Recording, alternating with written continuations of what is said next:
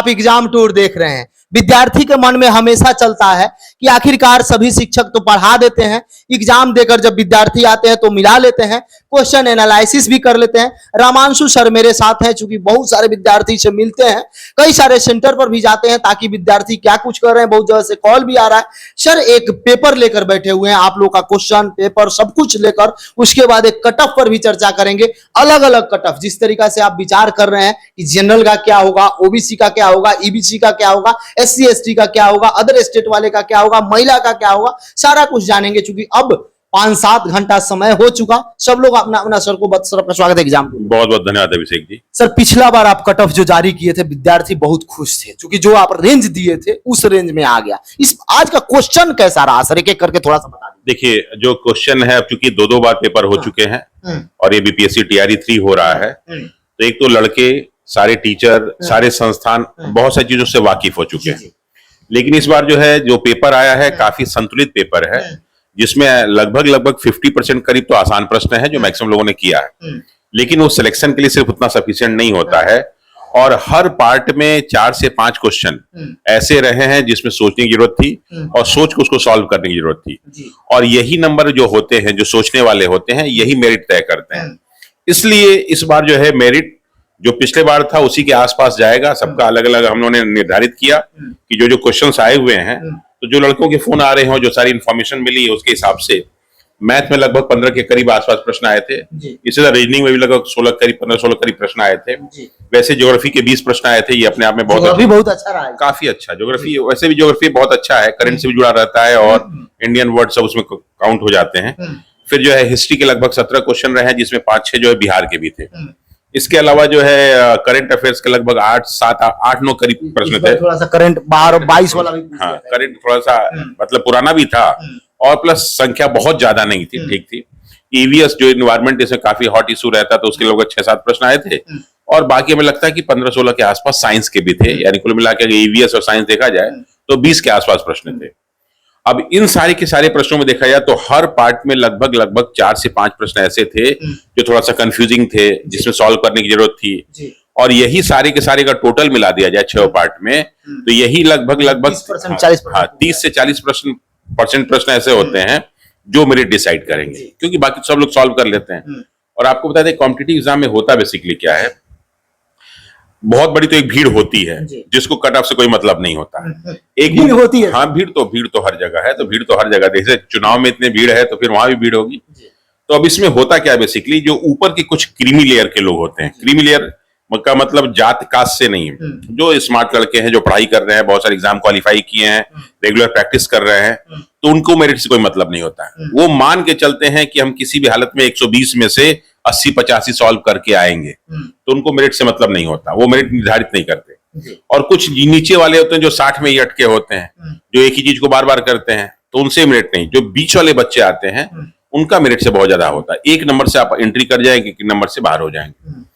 अच्छा, फिर क्या है कि अभी एक और समस्या भी आ रही है, जो सुप्रीम कोर्ट ने डिसीजन अपना दिया है रिजल्ट को लेकर आरक्षण के लिए, वो भी एक बहुत बड़ी समस्या इसमें रोल प्ले करता है कि मेरिट को ऊपर नीचे करने में। अब चूंकि डिसीजन आ चुका है, तो इसलिए ऐसे केस में जो भी बच्चे ऐसे हैं जो मेरिट वाले पहले थे और अब वाले में थोड़ा बहुत फर्क आता है। लेकिन फिर भी अगर मेरिट ओवरऑल देखा जाए तो हमें लगता है कि जो भी जर्नल में बच्चे ऐसे हैं जो 75+ करके आए, वो लगभग ये मान के चले कि उनके सिलेक्शन के 99% चांस है फिलहाल अभी के लिए। क्योंकि अभी 5-6 घंटे हुए हैं, जितने बच्चों के कॉल आए हैं, जो हम लोगों ने अपना एक छोटा मोटा सर्वे हम लोग कराते रहते हैं, बच्चों के कॉल आते हैं, सर ये है, उसके हिसाब से हो सकता है कि कल परसों ये थोड़ा सा और बढ़ जाए, 2-4 क्वेश्चन घट जाए, ऐसा होता है। और जो कि क्या था, एग्जाम में एक सबसे बड़ी चीज क्या है कि जब एग्जाम शुरू में होता तो बच्चों को लगता है मेरे सारे क्वेश्चन सही है, लेकिन धीरे धीरे जब दिन बढ़ेगा और सब क्वेश्चन चारों से मिलाने लगते हैं तो नंबर वो घटने लगता है। तो ये फॉर्मूला है, कहा जाता है कि एग्जामिनेशन सेंटर से जो आप घर बढ़ते रहेंगे आपका एक क्वेश्चन घटने लगता है, जो दिन बढ़ेगा एक क्वेश्चन घटने लगता है। तो ये लमसम ये मान के चलेंगे कि लगभग 72-75 के आसपास जो है अभी के फिलहाल अभी के डेट में, कल कोई बढ़ से घट सकता है। अच्छा, कुछ बच्चे क्या होता है, ये वीडियो कल परसों देखेंगे तो हो सकता है उसमें कुछ चेंज हो चुका हो, तो आप लोग जो है उस तरह कमेंट मत कीजिएगा। हम लोग एक अनुमान बताते हैं। कोई टीचर ऐसा नहीं होता कि एग्जामिनेशन सेंटर में बैठ कर ना क्वेश्चन सॉल्व करता है ना कॉपी सॉल्व करता है। वो जो उसके बच्चे मिलते हैं उसके हिसाब से मेरिट। एक बार मैंने दरोगा का मेरिट बताया था, बहुत हाई मेरिट बताया था, लड़के सब नाराज हो गए कि सर 63-64 कैसे चला जाएगा, हमेशा तो 50 जाता है। और जब 1717 वाली वैकेंसी थी तो हमने कहा जो बच्चे मेरे पास आए वो बताया उसके हिसाब से, और मेरिट चली गई है ऊपर। तो जो लड़के शुरू में गाली दे रहे थे बाद में तारीफ करने लगे कि नहीं सर आप सही कह रहे थे। तो बच्चों को मैं इसीलिए जो है हमेशा मेरिट के बारे में बरगलाता नहीं हूँ, जो एक अनुमान होता है बताता हूँ। तो फिर मुझे जो लगता है, अच्छा जो लड़कियों का प्रश्न है तो लड़कियों का मेरिट तो नॉर्मली कम जाता है ही, और काफी क्रीमी बच्चे निकल भी चुके हैं। टीआरई 1 टीआरई 2 में बहुत सारे बच्चे निकल चुके हैं। बहुत जो अदर स्टेट के बच्चे थे वो भी बहुत सारे सिलेक्ट हो चुके हैं, वो भी सब निकल चुके हैं। इसलिए मेरिट के लिए बहुत मारामारी नहीं करना है, लेकिन अगर 75 के आसपास। अदर स्टेट वाले तो जनरल पर ही रहेंगे, अदर स्टेट वाले जनरल में है, लेकिन क्या है कि उनकी तैयारी का क्राइटेरिया थोड़ा सा यहाँ से थोड़ा सा अलग था। यहाँ पे मैक्सिमम बच्चे क्या करते हैं, अभी मैं देखता हूँ कि मैक्सिमम क्वेश्चन बच्चे जो है बैठ के ग्रुप में जो है क्वेश्चन सॉल्व करते हैं, उसको डिस्कशन करते हैं। एग्जामिनेशन हॉल में क्या होता है कि नए नए प्रश्न आ जाते हैं, तो जो आपको डिस्कशन किया उसका बहुत सारा लाभ आपको नहीं मिल पाता है। जबकि सबसे अच्छा क्राइटेरिया पढ़ने का तरीका ये होता है कि जो टॉपिक आपका कमजोर पूरा टॉपिक पढ़ जाइए और फिर नए नए क्वेश्चन डिस्कस कीजिए। यहाँ क्या होता है हम पुराने क्वेश्चन को ही बार बार डिस्कस करते हैं, नया ज्यादा नहीं। तो जब नया क्वेश्चन आपको नहीं मिलेगा तो आप नया डिस्कस नहीं कर पाएंगे, और वही प्रश्न ऐसे होते हैं जो 2-4 नंबर में इधर उधर कर देते हैं। इसलिए थोड़ा सा बच्चों के साथ प्रॉब्लम आती है। इसीलिए मैंने पिछले बार बच्चों को बताया था कि आप लोग ये क्या कीजिए कि जो अदर स्टेट में एग्जाम होते हैं उनके क्वेश्चन सॉल्व करेंगे ना, क्योंकि कहाँ से कोई क्वेश्चन लेगा। और यहाँ बीपीएससी ने अपना बना रखा है कि यहाँ से मैं किताब नहीं, यहाँ किताब से नहीं लेना है क्योंकि सब यही पढ़ रहे हैं, तो बाहर से ले लेते हैं। तो जहां तक लड़कियों का प्रश्न है मेरिट का, वो मुझे लगता है कि जो भी लड़कियां 62-63 के आसपास की हैं जनरल के हिसाब से, 65+ है तो माने अगर 65 है तो लगभग श्योर है कि उनका हो जाएगा अभी के हिसाब से। और फिर उसी के हिसाब से मेरिट बाकी जो हम लोग बनाएंगे कि ईडब्ल्यूएस का कितना होगा, ओबीसी का कितना होगा, BC1 BC2 क्या होगा, SC का क्या होगा, ST क्या होगा, तो ये भी अगला हम लोग वीडियो बनाएंगे तो उसको एकदम बढ़िया से एनालिसिस करके बना देंगे। 1 to 5, 6 to 8 सब अलग अलग बनाइए, सब अलग अलग बनाया जाएगा। तो जो विद्यार्थी देख रहे हैं उनसे यही गुजारिश है कि आप यदि 1 to 5 का दिए हैं, ओबीसी है तो ओबीसी लिख के आप कमेंट करिएगा, यदि ईबीसी है तो आप कमेंट करिएगा, मेल है तो मेल करिएगा, फीमेल है तो फीमेल करिएगा। क्योंकि आप जब कमेंट करते हैं सच्चाई के साथ करिएगा। अब आप मिला लिए हैं, 1-2 अंक कम ही बताइएगा, ज्यादा नहीं बताइएगा, ताकि पिछला बार जिस तरीका से हम लोग बताए थे, डिस्कस किए थे नेक्स्ट वीडियो में, उसी टाइप से इस बार भी सही से आपका आ सके और आप लोग सुकून ले सके। जिनका यदि उससे कम होगा जो आप कमेंट करिएगा हम लोग बताएंगे, उसके बाद आप टीआरई 4 में लग जाइएगा, क्योंकि उसमें भी 3-4 माह का ही समय है, तो आपका समय बर्बाद ना हो, आप लोग पढ़ाई में लगे रहें, इसलिए ये प्रक्रिया किया जाता है। तो 1 to 5 वाले विद्यार्थी और 6 to 8 वाले विद्यार्थी, 6 to 8 वाले विद्यार्थी यही करेंगे कि मेरा हिंदी है तो हिंदी में मारेंगे, ज्योग्राफी है तो ज्योग्राफी, पॉलिटिक्स, इकोनॉमिक्स सर्कल रुला दिया, इंग्लिश भी रुला दिया, भाषा में ये सब थोड़ा सा दिक्कत किया। देखिए बात रुला नहीं दिया, दरअसल क्या है बच्चे पढ़े ही नहीं इसलिए उनको लगता है रुला दिया। जैसे इकोनॉमिक्स में क्या होता है, नॉर्मली आपको बता दूं कि यहाँ ज्योग्राफी केवल, हाँ जैसे क्या होता है ना कि पटना यूनिवर्सिटी चाहे उसे एफिलिएटेड चाहे मगध यूनिवर्सिटी, जो कि बाकी कॉलेज हैं, यहाँ सारे बच्चे जानते हैं। जितने भी ग्रेजुएशन बच्चे करते हैं बहुत ही कम कॉलेज जाते हैं, कई कारणों से, कुछ अपना तैयारी करने के चक्कर में नहीं जाते हैं और कॉलेज का कुछ सिस्टम उसकी वजह से नहीं जाते हैं, इसलिए उनको दिक्कत आती है। वो साला एग्जाम होगा कोई और पूछ देगा कुछ और, तो उसमें बच्चे क्या करें।